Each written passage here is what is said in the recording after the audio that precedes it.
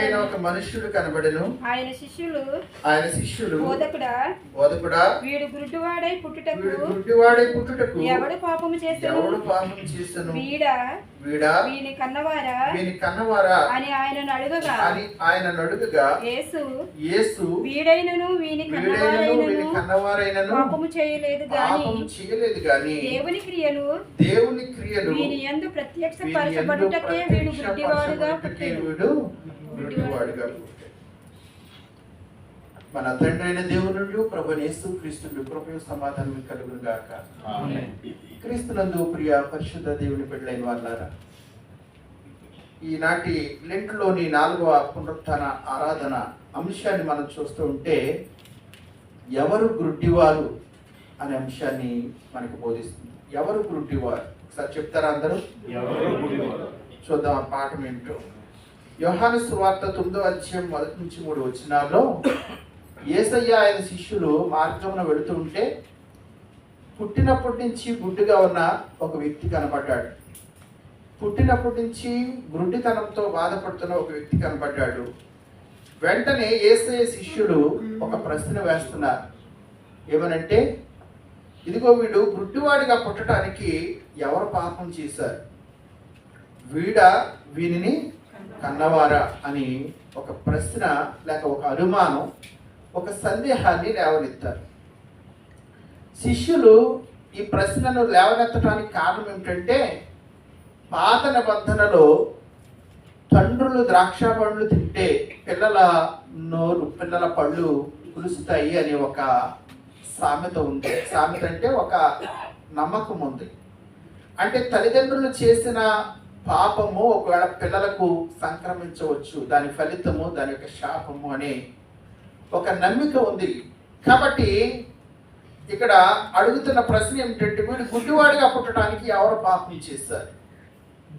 ఈ సమయాన్ని మనం ఆలోచన చేస్తుంటే యేసయ్య శిష్యులే కాదు, మనము ఈ రోజున కూడా ఒక వ్యక్తి ఏదైనా శోధన అనుభవిస్తుంటే, ఒక వ్యక్తి ఏదైనా శ్రమ పొందుతూ ఉంటే, ఒక వ్యక్తి భయంకరమైన బలహీనతలోనో అనారోగ్యంలోనో అప్పుల బాధలోనో సమస్యల్లోనో కూరుకుపోతే ఈ వ్యక్తి ఎంత బాధపడుతున్నాడంటే బహుశా ఏం పాపం చేశాడు. బయటికి ఒకవేళ మంచివాడిగా కనపడుతున్నాడు కానీ ఇతడు మనకు తెలియకుండా ఎలాంటి చెడ్డ పని చేశాడో, ఎలాంటి లేకపోతే పాపాన్ని చేస్తున్నాడో అని తేలికగా మనం ఒక వ్యక్తి గురించి కామెంట్ చేస్తూ ఉంటాం. అయితే ఇక్కడ మానవుడి యొక్క శ్రమకు బాధకు కారణం ఆ వ్యక్తి చేసిన పాపమే కాదండి. ఆ వ్యక్తి చేసిన పాపమే కాదు. అయితే ఇంకొక మాట కూడా ఇక్కడ మీకు జ్ఞాపకం చేస్తా. యేసు ప్రభు దగ్గరికి అనేక మంది పక్షవాతం గల వారిని, పెరాలసిస్ వచ్చిన వారిని తీసుకొచ్చారు. అప్పుడు యేసయ్య వారితో ఒక మాట చెప్తూ ఉంటాడు, నీ పాపములు క్షమించబడి ఉన్నవి, నువ్వు లేచి నీ పరుపెత్తుకుని నడువని చెప్పాడు. అక్కడ ఉపయోగించిన మాట ఏమిటంటే, నీ పాపములు క్షమించబడి ఉన్నవి. అంటే కారణం ఏమిటి? అతనికి ఆ వ్యాధి రావడానికి కారణం ఏమిటంటే అతను చేసిన పాపం. అతను చేసిన పాపం అతన్ని చుట్టుకుంది. అవును, కొన్నిసార్లు మానవుడు చేసిన పాపము కానీ, మానవుడు చేసిన దుష్టక్రియలు కానీ, మానవుడు చేసిన లేకపోతే ఏదైతే ఉందో అది అతనికి సంక్రమించవచ్చు, దాని ఫలితము అతడు అనుభవించవచ్చు. మరికొన్నిసార్లు అతడు ఏ పాపం చేయకపోయినా, ఇప్పుడు యోబు ఏ పాపం చేశాడు? యోబు భయంకరంగా శ్రమపడ్డాడు, కుమారుని కోల్పోయాడు, ఆస్తిని కోల్పోయాడు, ఆరోగ్యాన్ని కోల్పోయాడు. యోబు ఏమన్నా పాపం చేశాడా? అసలు యోబు అంతటి మంచివాడు, యోబు అంతటి నీతిమంతుడు ఆ దేశంలోనే లేడు. అయినప్పటికీ ఏమొచ్చింది? శ్రమ వచ్చింది, శోధన వచ్చింది. కాబట్టి మన జీవితంలో అనేక సార్లు శ్రమల గుండా, శోధనల గుండా మనం ప్రయాణం చేస్తూ ఉంటాము. అయితే ఆ శోధన కూడా మనం వెళతాం అనేది ఒకసారి మనం వెనక్కి తిరిగి ఆలోచించుకోవాలి. నేనేమైనా దేవునికి ఇష్టకరం కాని జీవితం జీవిస్తున్నానని ఆలోచించుకోవాలి. రెండవసారి పాపం మాత్రమే కారణం కాదు కానీ కొన్నిసార్లు ఇక్కడ యేసు ప్రభు వారు ఉపయోగిస్తున్న మాట చూడండి, దేవుని క్రియలు వినియందు ప్రత్యక్షపరచబడుటకి వీడు, దేవుని క్రియలు ఇతని ద్వారా వ్యక్తం అవటానికి, దేవుడు ఎవరో ప్రపంచానికి తెలియజేయడం కోసం ఇతను గుడ్డివాడిగా పుట్టాడు. అంటే దేవుని మహిమ కొరకు ఇతనికి గురుడితనం సంక్రమించింది అని చెప్తున్నారు.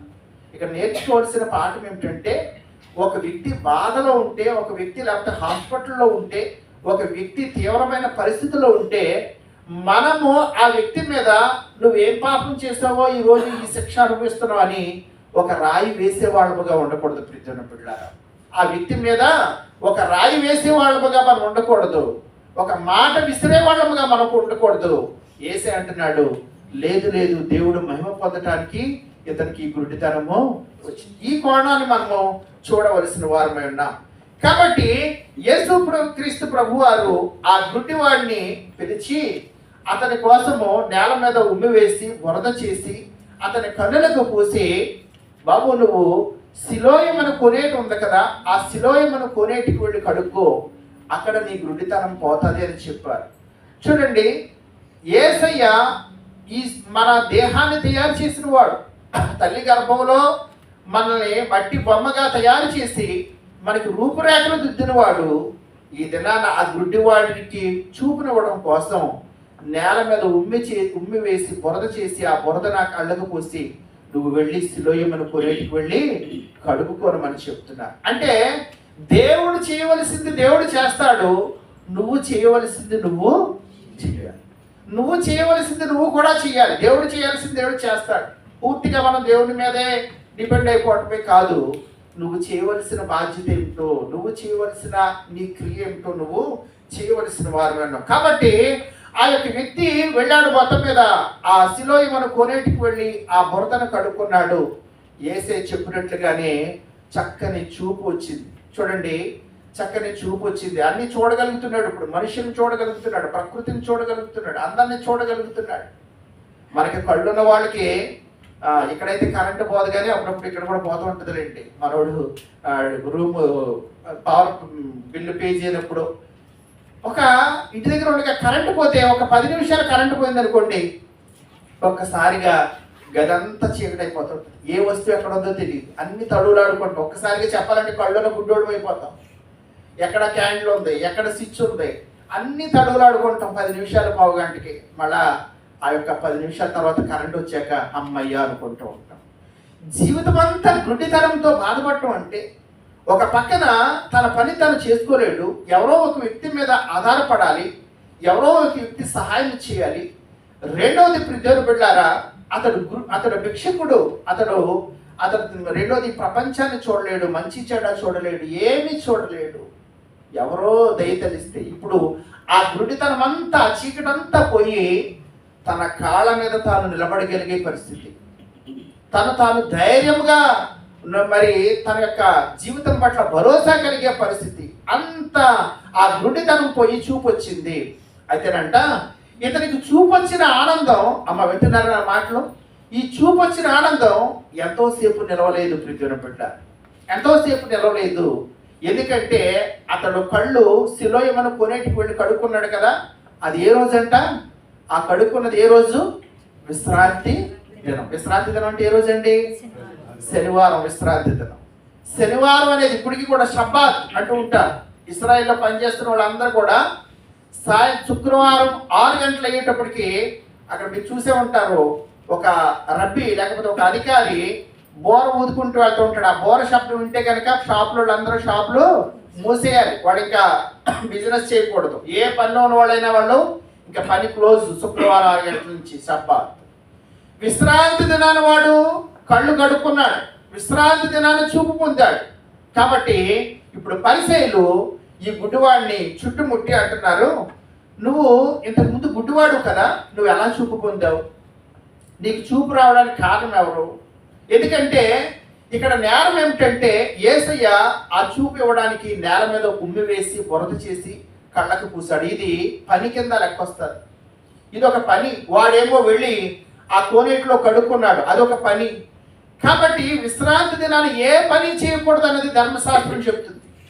విశ్రాంతి దినాన్ని ఏ పని చేయకూడదు. కాబట్టి ఈ గుడ్డివాడిని చుట్టుముట్టి పరిసయ్యులు, నీ కళ్ళు ఎలా వచ్చినాయి, నీ కళ్ళు ఎలా వచ్చింది, నువ్వు చూపు ఎలా పొందుకున్నావు అని ప్రశ్నలతోటి దాడి చేస్తున్నారు, ప్రశ్నల వర్షం కురిపిస్తున్నారు.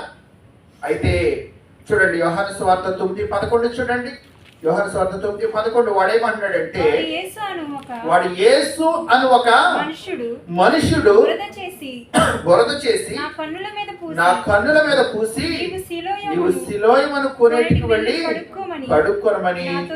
చూడండి, నాకు నా చూపు రావడానికి, నా కళ్ళ యొక్క గుడ్డితనం పోవడానికి కారణం ఏమిటంటే అతను ఇస్తున్న మొట్టమొదటి స్టేట్మెంట్, యేసు అని ఒక మనుష్యుడు. యేసు అని ఒక మనుష్యుడు ఒక నేల మీద ఉమ్మి వేసి బురద చేసి నా కళ్ళ మీద బురద పూసాడు, నేను కడుక్కున్నాను. క్రీస్తునందు ప్రియజనులు, చాలా బాగా గుర్తుపెట్టుకోండి. చూడండి, అతన్ని నలిపేస్తున్నారు ప్రశ్నలతోటి, అతన్ని లేకపోతే సంధిస్తున్నారు ప్రశ్నల మీద. ఎలా పొందావు? ఎందుకంటే శనివారం రోజు నువ్వు చూపు కళ్ళు కడుక్కోకూడదు కదా, శనివారం అయినా నీ చూపు లేకపోతే ఆ బురద పూయకూడదు కదా, అనేకమైన ప్రశ్న. అయితే యేసు అని ఒక మనుష్యుడు నాకు చూపు రప్పించాడయ్యా, నాకు స్వస్థత ఇచ్చాడు, మీకేంటి అభ్యంతరం అని అతడు ప్రశ్నిస్తున్నాడు. అయితేనంట వాళ్ళు అనుకుంటున్నారు, లేదు ఇతడు యాక్షన్ చేస్తున్నాడు, నటిస్తున్నాడు, ఇతను నిజంగా చూపు వచ్చిన వాడే, యేసు ప్రభు ఇతని జీవితంలో ఏదో అద్భుతం చేసినట్లుగా ఇతడు లేకపోతే డ్రామా ప్లే చేస్తున్నాడు, నటిస్తున్నాడని అతన్ని క్రిటిసైజ్ చేయడం మొదలుపెట్టారు. అతన్ని లేకపోతే తక్కువ చేసి తోలనాటం మొదలుపెట్టారు.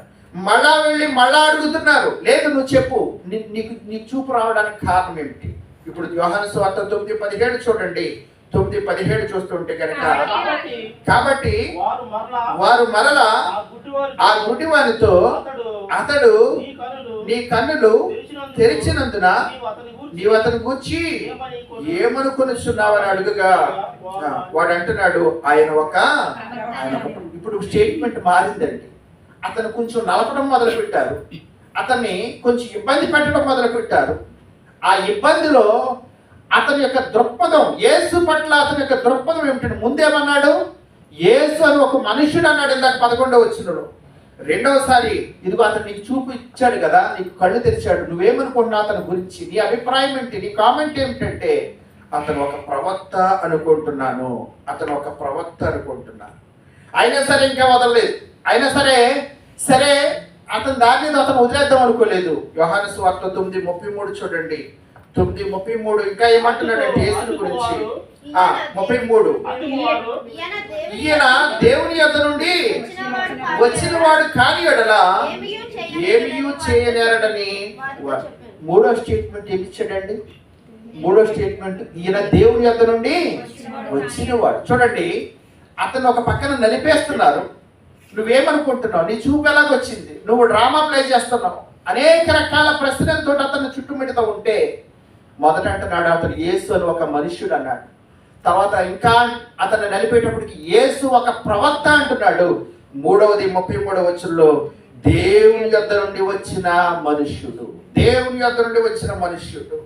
చూడండి, అయితేనంట నువ్వు మాకు బోధిస్తావా, ఆయన పాపి అని చెప్పు అని ఒత్తిడి చేయడం మొదలు పెట్టారు. ఆయన పాపో కాదో నాకు తెలియదు. లోకం పుట్టినప్పటి నుంచి మొదలుకొని పుట్టుగుడ్డువాని కన్నులు ఎవరైనా తెరిచాడా? పుట్టుగుడ్డువాని కన్నులు ఎవరైనా తెరిచారు? ఈయన తెరిచాడు. కాబట్టి అతన్ని ఏం చేశారంటే వెలివేశారు. దేవుని బిడ్డ వెలివేశారు.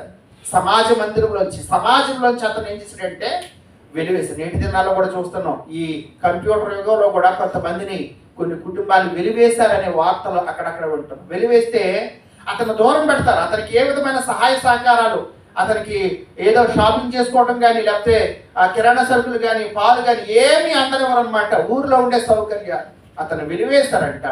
అప్పుడు యేసు అతని దగ్గరికి వచ్చాడు. వచ్చి చూడు, వెలివేయబడిన తర్వాత అతనితో మాట్లాడుతున్నారు. ఇదిగో నువ్వు దేవుని కుమారి యందు విశ్వాసం ఉంచున్నావా? యేసు అడుగుతున్నారు. దేవుని కుమారి ఎవరయ్యా అతను? దేవుని కుమారి అంటే ఎవరు అనేటప్పటికి, నువ్వు విశ్వసించున్నా నేనే. 38వ వచనం చూడండి. అంతట వాడు ప్రభువా నేను విశ్వసించున్నానని చెప్పి ఆయనకి ఏం చేశాడంట? మ్రొక్కెను. ప్రభువా నువ్వు దేవుని కుమారుడు అని విశ్వసించున్నానని ఆయనకి నమ్మి ఆయనకి మ్రొక్కాడు. మ్రొక్కెను అన్న మాటకి ఒరిజినల్ అర్థం ఏమిటంటే వర్షిప్. జనపడ్డ మొక్కటం అంటే ఆరాధించాడు. అతను ఏం చేశాడంటే పూజించాడు. ఎవరిని పూజించాడంటే యేసయ్యను పూజించాడు. జనపడ్డ యేసయ్యను పూజించాడు.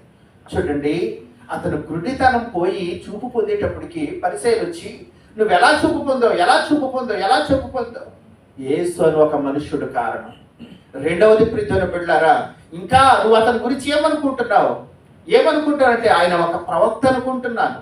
ఇంకా నలిపియాలని చూశారు అతన్ని. అప్పుడు ఏమంటారు, దేవుడి యొద్ద నుండి వచ్చిన మనుషుడు ఎంత ఎదుగుతున్నాడో చూడండి. ఇంకా చివరిగా చూస్తుంటే కనుక ఆయన దేవుని కుమారుడని మ్రొక్కాడు, పూజించాడు, ఆరాధించాడు. ఈ లోకంలో కూడా ప్రియమైన బిడ్డలారా, నువ్వు శ్రమల్లో నలిగిపోతున్నప్పుడు, నువ్వు బాధలు గుండా ప్రయాణిస్తున్నప్పుడు, శ్రమ వచ్చినప్పుడు దేవునికి దూరం అయిపోకూడదు, శ్రమ వచ్చినప్పుడు దేవునికి విడిచిపెట్టకూడదు. కానీ నువ్వు శ్రమలో ఇంకా నలపబడే కొద్దీ నీ విశ్వాసం అధికం అవ్వాలి ప్రియమైన బిడ్డ. నీ విశ్వాసం బలపడాలన్నమాట. ఆ వ్యక్తి విశ్వాసంలో బలపడ్డాడు. అతడు యేసు దేవుని కుమారుడిని మొక్కి పూజిస్తున్నాడు. చూడండి, ఇక్కడ ఒక గుడ్డివాడేమో యేసుని దేవుని కుమారుడిని పూజిస్తుంటే, కళ్ళున్న పరిసయ్యులు ఏమంటున్నారంటే యేసుని పాపి అంటున్నారు. ప్రియమైన బిడ్డ, పాపి అంటున్నారు. నిజానికి పరిసయ్యులు అంటే ఎవరో తెలుసా అండి? పరిసయ్యులు అంటే మనకి ఆది కాండం నుంచి ద్వితీయోపదేశకాండం వరకు దాన్ని ఏమంటారు? తోరా అంటారు కదండి. ఆది కాండము, నిర్గమకాండము, సంఖ్యాకాండము, లేవీకాండము, ద్వితీయోపదేశకాండం. ఈ 5 కాండాల్ని కంఠోపాఠముగా నిద్రలో లేపితే కనుక కంటత వచ్చి చెప్పగలిగేవారు ఎవరంటే పరిసయ్యులు. వారికి కంటత అన్నమాట. ఎక్కడ ఏ వచ్చును ఎక్కడ ఉందో వారి కంఠోపాఠముగా వచ్చారు. ఇంత శాస్త్రం తెలిసిన వారు, ఇంత ధర్మశాస్త్రంలో నిష్ఠాగరిష్ఠులు యేసును గురించి ఏమంటున్నారంటే అతడు పాపి అని చెప్పు, అతడు పాపి, అతడు దుష్టుడు అంటున్నారు. కానీ ప్రియమైన బిడ్డలారా, గుడ్డివాడు అంటున్నాడు ఆయన దేవుని కుమారుడు, ఆయన ప్రవక్త. యోహాను సువార్త గురించి అండి ఒక భక్తుడు ఏమని కామెంట్ చేస్తూ ఉంటాడంటే, స్టేట్మెంట్ ఇస్తూ ఉంటాడంటే, చూడండి, మనం ఏదైనా ఫ్యాక్టరీ కానీ ఏదైనా ఆఫీస్కి పెద్ద గేట్ ఉంటుంది. ఎంట్రన్స్ లో పెద్ద గేట్లో మళ్ళా చిన్న గేట్ ఉంటుంది. పెద్ద గేట్లో మళ్ళీ ఏముంటుంది? చిన్న, ఒక మనిషి మాత్రమే వెళ్ళేంతటి చిన్న గేట్ ఉంటుంది. ఇప్పుడు ఈ యోహాను సువార్త అనేది ఒక పెద్ద గేట్ అయితే కనుక, ఒక గేట్ అయితే యోహాను సువార్తలో చూడండి, ఈ చిన్న గేట్ కింద కుందేళ్ళు వెళ్ళిపోతూ ఉంటాయి, జింకలు వెళ్ళిపోతూ ఉంటాయి, చిన్న జీవులన్నీ వెళ్ళిపోతూ ఉంటాయి, చిన్న జంతువులన్నీ వెళ్ళిపోతూ ఉంటాయి. కానీ ఏనుగులు వెళ్ళలేవు ప్రియమైన బిడ్డ. ఏనుగులు చిన్న గేటు గుండా వెళ్తాయా? వెళ్ళలేవు. అవి వాటి అడ్డుపడిపోతాయి. అలాగే ఈ యోహాను సువార్తలో కూడా నిన్నటి వారం సమరయ స్త్రీ ఆమెతో మాట్లాడుతూ ఆమెకు ప్రత్యక్షపరుచుకున్నాడు, నీతో మాట్లాడుచున్న నేనే ఆ మెస్సీ అని యోహాను సువార్త 4:4. ఈ రోజు ఒక గుడ్డివాడు నువ్వు దేవుని కుమారుడు అని ఆయన మొక్కుతున్నాడు. వీళ్ళందరూ ధర్మశాస్త్రం ఏంటో తెలియదు, వాక్యాలు ఏమిటో తెలియదు, వీళ్ళకి డైలీ జీవితాన్ని జీవించేవాడు.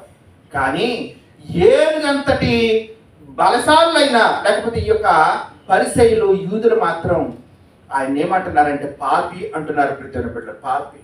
ఈ రోజున ఆలోచన చేయండి, గుడ్డివారు ప్రియమైన బిడ్డ ఎవరు? ఇప్పుడు పరిసయ్యులు గుడ్డివారు. యేసయ్యని దేవుని కుమారుడిగా చూడలేని పరిసయ్యులు గుడ్డివారా, లేకపోతే ఎంతకాలం చూపులేని ఇతను గుడ్డివాడా? ఒకసారి ఆలోచన చేయండి. ఇంత మాత్రమే కాదండి, మరికొన్ని అంశాలు మీకు చూపిస్తారు. చూడండి, ఈ లోకంలో అనేక మంది గుడ్డివాళ్ళు ఉన్నారు. 1 యోహాను పత్రిక 2వ అధ్యాయము 11వ వచనం చూస్తుంటే కనుక త్వరగా తీసి చదవండి. 1 యోహాను పత్రిక 2వ అధ్యాయము 11వ వచనంలో అక్కడ వ్రాయబడిన మాట, తన సహోదరుని ద్వేషించువాడు చీకటిలో ఉండి చీకటిలో నడుస్తున్నాడు, చీకటి అతని కన్నులకు గుడ్డితనము కలుగు చేస్తున్న కనుక తానెక్కడికి పోవచ్చున్నాడో అతనికి తెలియదు. చీకటి అతని కన్నుల కంటే గుడ్డితనము కలుగు చేస్తున్న కనుక. మీకు ఉదాహరణకి పరిశుద్ధ గ్రంథంలో మొట్టమొదటి అన్నదమ్ములు ఎవరు? కయ్యను, హేబేలు. ఇద్దరు బలార్పణ తీసుకొచ్చారు. తీసుకొస్తే దేవుడు హేబేలు తమ్ముడు బలార్పణ తీసుకున్నాడు, కయ్యను బలార్పణని అంగీకరించలేదు. పోలే నా తమ్ముడే కదా అనుకున్నాడా? నా తమ్ముడే కదా, అతని బలిని దేవుడు యాక్సెప్ట్ చేశాడు, అంగీకరించాడు అనుకున్నాడా? వీడు లేకపోతే కనుక దేవుడు నా బలే. చూడండి, బలిలో ఉన్న లోపాన్ని చూసుకోవట్లేదు, కానీ తమ్ముడిని సొంత రక్త సంబంధిగా, సహోదరుడిగా చూడలేక పగవాడిగా కక్ష పెంచుకుని తన చేతులతో ఏం చేశాడంటేనంట, కయ్యను హేబేలు మీద పడి చంపేశాడా లేదా? ప్రియమైన బిడ్డ, చంపేశాడు. ఇక్కడ చూడండి, అప్లై చేసుకుని తన సహోదరిని ద్వేషించేవాడు చీకటిలో ఉండి చీకటిలో నడుస్తున్నాడు, చీకటి అతని కన్నులకు గురుడితనం. ఏంటి దినాల్లో కూడా ప్రియమైన బిడ్డ ఒక జానుడి స్థలం కోసము, లేకపోతే ఒక తులం బంగారం కోసము సొంత అన్ననే చంపుతున్నవాడు, సొంత తమ్ముడినే చంపుతున్నవాడు, సొంత అక్కతో మాట్లాడలేని వాడు, సొంత చెల్లిని చెల్లెలుగా చూడలేని వాళ్ళు, రక్త సంబంధం అంటే పట్టని వాళ్ళు గుడ్డివాళ్ళ లేకపోతే చూడగలిగిన వారా? ఒకసారి ఆలోచన చేయండి ప్రియమైన బిడ్డలారా, ఒకసారి ఆలోచన చేయండి. రెండవ సంగతి చూద్దాం. మత్తయి సువార్త 6వ అధ్యాయము 23వ వచనం చూడండి. మత్తయి సువార్త 6:23. అక్కడ ఉన్న మాట ఏమిటంటే, అక్కడ ఉన్న మాట, నీ కన్ను చెడినదైతే నీ దేహమంతయు చీకటమయమై ఉంటుంది. చాలండి. చూడండి, నీ కన్ను చెడినదైతేనట నీ దేహమంతా ఏమైపోతాయి? చీకటిది. నీ దేహం అంతా చీకటే. కళ్ళు లేకపోతే, అందుకే పెద్దలు ఏమన్నారు, సర్వేంద్రియానం నయనం ప్రధానం. ఈ లోకంలో కళ్ళు లేకపోతే నువ్వేమి చూడలేవు, నిన్ను నువ్వు కూడా చూసుకోలేవు, నిన్ను నువ్వు చూసుకోలేవు, ప్రపంచాన్ని చూడలేవు. నీకంటే ఇంకా దౌర్భాగ్యం ఎవరికి ఉండని పరిస్థితి. ఏమంటున్నాడు? నీ కన్ను చెడినదైతే. ఇక్కడ కన్ను చెడటం అంటే చూడండి, ఇశ్రాయేలీయుల మీదకి గొలియాతు అనే శత్రువు వచ్చాడు. గొలియాతు అనే శత్రువు వచ్చినప్పుడు ఎవడో పోరాడలేకపోతున్నాడు, ఎవడో ముందుకు వెళ్ళలేకపోతున్నాడు. అప్పుడు ఎవరు వచ్చారు? క్లుప్తంగా చెప్పుకుంది, దావీదు వచ్చాడు. దావీదు వచ్చి, ఎవడరా వీడు ఇశ్రాయేలు మీదకి వస్తున్నవాడు అని ఒక రాయి విసిరి అతన్ని చంపేశాడు, శత్రువుని చంపాడు. అప్పుడు అనుకోకుండా అక్కడ ఉన్న స్త్రీలు జై జయధ్వానాలు పలికారు కదా, జై జయధ్వానాలు, హర్షాతిరేకాలు పలికారు. క్రికెట్లో ఇండియా గెలిస్తేనే స్టేడియం అంతా మారుమోగిపోతుంది, టీవీలు చూసేవాళ్ళు కూడా గంతులేస్తూ ఉంటారు. అలాంటిది శత్రువుని జయించేటప్పటికి సౌలుకు 1000 కొలది, దావీదికి 10,000 కొలది స్తుతులు పలికారు, జయాలు పలికారు. వెంటనే సౌలుకి ఏమి చూపు వచ్చిందండి? సౌలు ఏం చూపు చూశాడు? విషపు చూపు చూశాడట. ఎవరి మీద? మేలు చేసిన వాడి మీద. మేలు చేసిన వాడి మీద, దావీదు మీద ఏ చూపు చూశాడంటే సౌలు, ఏంటి నాకు 1000, దావీదికి ఏమంటే అది పలికింది దావీదా? ఆ జై జయధ్వానాలు పలికింది దావీదా? లేకపోతే దావీదు మనుషులు పెట్టుకున్నాడా, కూలికి ఇచ్చాడా? వాళ్ళు ఆటోమేటిక్గా పలికారు. సౌలుకు 1000 కొలది, దావీదుకు 10,000 కొలది. అప్పటి నుంచి చంపడానికి చేయని ప్రయత్నము లేదు. కారణం ఏమిటి? విషపు చూపు. విషపు చూపు ఉంటే ప్రియమైన బిడ్డలారా, నీ తోటి వాళ్ళగా చూడలేవు, తోటి వాళ్ళ చూడలేవు. ఈ సమయం ఆలోచించండి. ఇంకొక మాట మనం చూద్దామండి. ఇదే మత్తయి సువార్తలో యేసు ప్రభు అని అంటూ ఉంటారు, నువ్వు ఒక స్త్రీని మోహపు చూపు చూసిన ఎడలా ఆ క్షణమే ఆ స్త్రీతో, అంటే స్త్రీ అంటే స్త్రీయే కాదు, ఒకవేళ స్త్రీ పురుషుడిని మోహపు చూపు చూసినా వ్యభిచారం చేసిన తగును. ఈరోజు నీ చూపు, నీ కన్ను చెడటం అంటే నువ్వు విషపు చూపు చూస్తున్నావా, లేకపోతే మోహపు చూపు చూస్తున్నావా, పాపపు చూపు చూస్తున్నావా? ఈ రోజున నీ కన్ను ఎలా ఉంది? తేటగా ఉందా, లేకపోతే గురుడితనంతో బాధపడుతుందా? ఒకసారి ఆలోచించండి. రెండవ మాట, కొరింథీయులకు రాసిన 2వ పత్రిక 4వ అధ్యాయం 4వ వచనం అండి. కొరింథీ 2వ పత్రిక 4వ అధ్యాయం 4వ వచనం చూడండి ఒకసారి. అక్కడ ఏమనుందంటే, దేవుని స్వరూపమైన క్రీస్తు మహిమను కనపరచు సువార్త ప్రకాశము వారికి ప్రకాశింపకుండా నిమిత్తము ఈ యుగ సంబంధమైన దేవత అవిశ్వాసులైన వారి మనోనేత్రములకు గురుడితనము. ఎవరికంటే ఈ గురుడితనం? అందరికీ కాదండి, అవిశ్వాసులైన వారికి. అవిశ్వాసులు సంఘంలోనే ఉన్నప్పటికీ కూడా అవిశ్వాసులైన వారికంటే గురుడితనం. కొంతమందికి అండి దేవుడు ఎన్ని మేలు చేసినప్పటికీ కూడా, ఎన్ని ఉపకారాలు చేసినప్పుడు కూడా ఏమంటూ ఉంటారంటే, ఆ దేవుడు ఏం చేశాడు మాకు ఎప్పుడు మాకేం మేలు చేయలేదు, మీకు ఏమైనా చేశాడేమో, మీ జీవితంలో ఏమైనా చేశాడేమో, మాకు ఏం మేలు చేశాడు, ఎప్పటి నుంచో మేము ప్రార్థన చేస్తున్నాం, ఎప్పటి నుంచో గుడికి వెళ్తున్నాం, ఎప్పటి నుంచో కానుకలు ఇస్తున్నాం, మాకు మాత్రం ఏం మేలు చేయలేదు. ప్రియమైన బిడ్డ, అసలు ఈ రోజు వరకు బ్రతుకున్నామంటే అదే దేవుడు యొక్క గొప్ప. చాలా మందికి దేవుడు చేసే కార్యాలు, ఆయన ఇచ్చిన ఉద్యోగం, ఆయన ఇచ్చిన పోషణ, ఆయన ఇచ్చిన సమాధానం కళ్ళకి కనబడవు. కారణం ఏమిటంటే ఈ యుగ సంబంధమైన దేవత వారి మనోనేత్రాలకి గురుడితనం. ఎంతసేపు కూడా మాకేం చేయలేదు. వీళ్ళ కూడా గుడ్డివాళ్లే. వీళ్ళు ఏ గుడ్డివాళ్ళు అంటే దేవుని కార్యాలను చూడలేని గుడ్డివాడు. ప్రియమైన బిడ్డ, దేవుని కార్యాలను చూడలేని గుడ్డివాడు. ఇక చివరిగా చూడండి, మత్తయి సువార్త 23వ అధ్యాయము 26వ వచనం ముగించుకుందాం. మత్తయి సువార్త 23వ అధ్యాయం 26వ వచనంలో యేసయ్య పరిసయ్యులను ఉద్దేశించి ఒక మాట అంటున్నారు. మత్తయి 23:26 ఏమని అంటున్నారంటే, చాలండి, ఆ మాట చాలు. ఏమంటున్నారండి? గుడ్డి పరిసయ్యుడా, ఓ గుడ్డి పరిసయ్యుడా. ఒకడు యెరూషలేము నుండి ఎరుకోకు వెళుతూ దొంగల చేతిలో చిక్కాడు. యేసే చెప్పుకున్న ఉపమానమే. వాడు దొంగల చేతిలో చిక్కేటప్పుడు వాడి దగ్గర ఉన్న ఆస్తి అంతా దోచుకున్నారు, బంగారం అంతా దోచుకున్నారు, వాడి బట్టలు దోచుకున్నారు. దోచుకుని వాడిని కొన ప్రాణంతో విడిచిపెట్టాడు. కొన ప్రాణంతో వాడు రొప్పుతున్నాడు, మూలుగుతున్నాడు, ఇంకా కొన ఊపిరితో ఉన్నాడు. బాబు నాయన అయ్యా అమ్మంటుంటే ఒక లేవి అటుగా వెళుతున్నాడంట. అతని అరుపులు అతని చెవులు పడ్డాయి. కానీ ఎలా వెళ్ళాడంట? చూసి చూడనట్టుగా వెళ్ళాడు. ప్రీతుల చూసి చూడనట్టుగా వెళ్ళాడు అంటే అతని మూలుగులు వినపడుతున్నప్పుడు కూడా వెళ్ళిపోయాడంటే ప్రాణాపాయంలో ఉన్న సహోదరుణ్ణి అతను కళ్ళున్నవాడా గుడ్డివాడా? ప్రీతుల ఒకసారి ఆలోచించి. మరొక యాజకుడు వచ్చాడు. అయ్యా బాబు రక్షించండి. అతను కూడా దేవుణ్ణి ఎరిగిన వాడే. కానీ అతను కూడా ప్రీతుల ఆ మూలుగులు పట్టించుకోలేదంట, ఆ శబ్దాలు పట్టించుకోలేదంట, ఆ కొన ఊపిరితో ఉన్నవాడిని సాకలేదంట. కారణం ఏమిటో తెలుసా? అతడు కళ్ళున్నవాడా గుడ్డివాడా? ప్రీతుల కళ్ళున్నవాడా గుడ్డివాడా? ఇష్టంగా ఆలోచించి. కాబట్టి ఏసేయమంటారంటే ఓ గుడ్డి పరిసయుడా, మానవత్వం లేని గుడ్డివాడు వీళ్ళు. ప్రీతుల సహోదరిగా చూడలేని గుడ్డివాడు. చూడండి, గుడ్డిదనం అంటే మన కళ్ళు లేని వాళ్ళే అనుకుంటూ ఉంటాం. కొంతమందికి దూరంగా ఉన్న వాళ్ళే కనపడదు, లాంగ్ సైట్ అంటూ ఉంటారు. దూరంగా ఉన్న వాటికి కాలు జోడేసుకుంటారు. కొంతమందికి దగ్గరగా ఉన్నవి కనపడవు, వాటికి కళ్ళు జోడేసుకుంటూ ఉంటారు.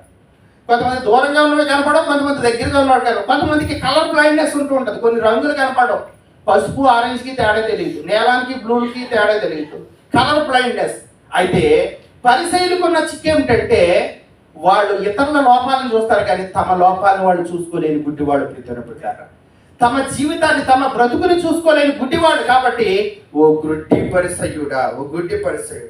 ఇది నన్ను ఆలోచించేది. గుడ్డివాడు అంటే కళ్ళు లేకుండా ఏదో బాబు అమ్మ అని అడుగుకునేవాడు అనుకుంటున్నావు.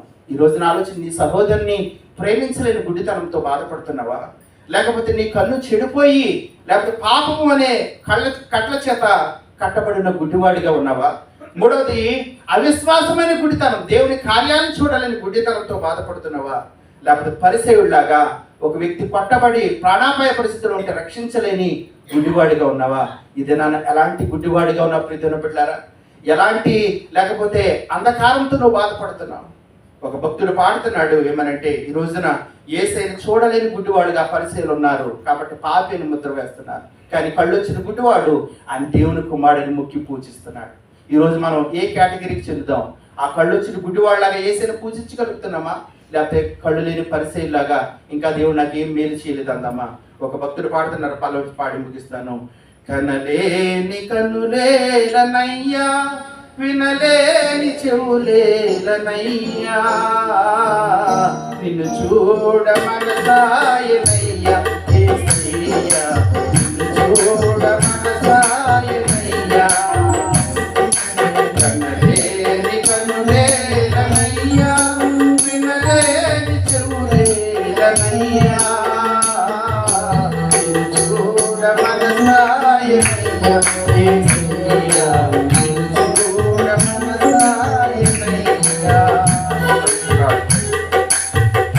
సమస్త జ్ఞానం ఇచ్చిన దేవుని సమాధానం యేసుక్రీస్తు మీ హృదయముకు తలంపుకు కావలి నడిపించుగాక.